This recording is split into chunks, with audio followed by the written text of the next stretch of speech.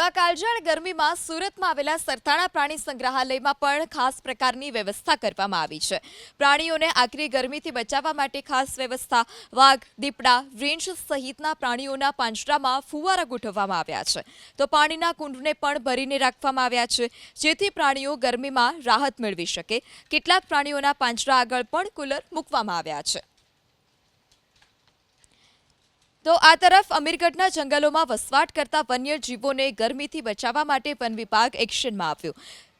જાસુર range અભયારણ્ય અને range વિસ્તારમાં વન વિભાગે કૃત્રિમ તળાવો તૈયાર કર્યા છે, જે કૃત્રિમ તળાવમાં પાણી ઠાલવવામાં આવી રહ્યું છે, જેથી રેન્જ, દીપડા સહિતના વન્યજીવોને પાણી માટે ભટકવું ન પડે। વન વિભાગ તરફથી ટેન્કર અને પવનચક્કીની મદદથી જંગલના અંતરિયાળ વિસ્તારોમાં તૈયાર કરાયેલા કૃત્રિમ તળાવમાં નિયમિત રીતે પાણી ઠાલવવામાં આવી રહ્યું છે।